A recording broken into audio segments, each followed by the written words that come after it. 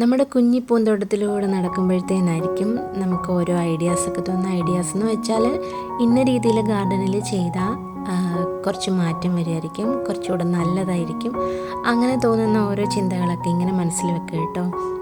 പിന്നെ 2-3 ദിവസം കൂടുമ്പോഴാണല്ലോ നമ്മൾ വീഡിയോ ചെയ്യുന്നത്.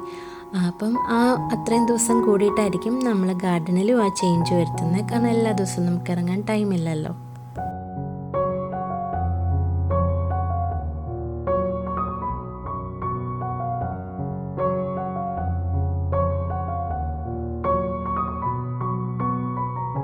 ഒരു സൈഡിൽ നിന്ന് നമ്മൾ വൃത്തിയാക്കിക്കൊണ്ട് വന്നു.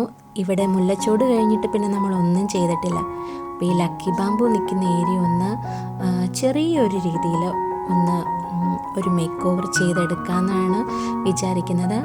അപ്പോൾ ആദ്യം തന്നെ നമുക്ക് ലക്കി ബാമ്പു എല്ലാം കട്ട് ചെയ്ത് ഒരേ ഹൈറ്റിൽ നിർത്തണം കേട്ടോ. പിന്നെ അതിൻ്റെ ചുവട്ടിലുള്ള പുല്ലുകളും എല്ലാം പറിച്ച് മാറ്റിയിട്ട് നമുക്കവിടെ വേറെ ചെടി വെക്കണം. ഏത് ചെടി വെക്കണം എന്നുള്ളൊരു കൺഫ്യൂഷനിലായിരുന്നു. കാരണം ബോർഡർ ഗ്രാസ് തന്നെ വീണ്ടും വീണ്ടും വന്നാലൊരു ഭംഗിയില്ല. കാരണം 2 സൈഡിലും ബോർഡർ ഗ്രാസ് ഉണ്ട്. അപ്പോൾ പിന്നെ ഇവിടെ വേറെ എന്തെങ്കിലും വെക്കാമെന്ന് വെച്ചു. ഞാൻ ഒരു 6 ചിരട്ട എടുത്തിട്ട് അതിൽ നമ്മുടെ അരയിലിയ കട്ട് ചെയ്ത് വെച്ചിട്ടുണ്ടായിരുന്നു. അപ്പോൾ എനിക്ക് ഒത്തിരി ഇഷ്ടമായി കേട്ടോ. വിച്ചൂട്ടനെ കാണിച്ച് വിച്ചൂട്ടനും കുറേ ഇഷ്ടമായിരുന്നു. പിന്നെ എന്തോ ഒരു ഇത് തോന്നിയിട്ട് ചിരട്ട വേണ്ട എന്നുള്ള ഇതിൽ അതൊക്കെ എടുത്ത് മാറ്റിയിട്ട് അരയിലിയെ തന്നെ നമ്മൾ ഡയറക്റ്റ് മണ്ണിലേക്ക് ഇങ്ങനെ വെച്ച് കൊടുത്തു. ഇപ്പം അതങ്ങനെ ശരിക്കും അറിയാൻ പറ്റുന്നില്ല കേട്ടോ. അരയിലിയ ഒന്ന് വളർന്ന് പൊങ്ങിയാൽ മാത്രമേ ഉള്ളൂ അതിൻ്റെ ഭംഗി അറിയാൻ പറ്റുന്നുള്ളൂ. അപ്പം വിച്ചൂട്ടൻ പറഞ്ഞു ഇതല്ല നല്ലത്, ചിരട്ടയിലിരുന്നായിരുന്നു ഭംഗി എന്നൊക്കെ പറഞ്ഞു. അപ്പം എനിക്ക് ആകെ കൺഫ്യൂഷനായിട്ടോ.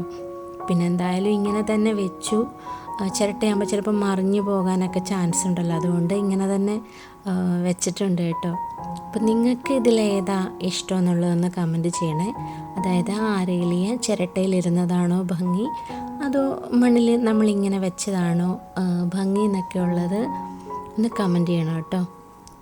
പിന്നെ അതുപോലെ തന്നെ നമ്മുടെ വീഡിയോസൊക്കെ ഇഷ്ടമാകുന്നുണ്ടെങ്കിൽ ലൈക്ക് ചെയ്യാനും നമ്മുടെ ചാനൽ സബ്സ്ക്രൈബ് ചെയ്യാനും ഒന്നും മറക്കല്ലേ.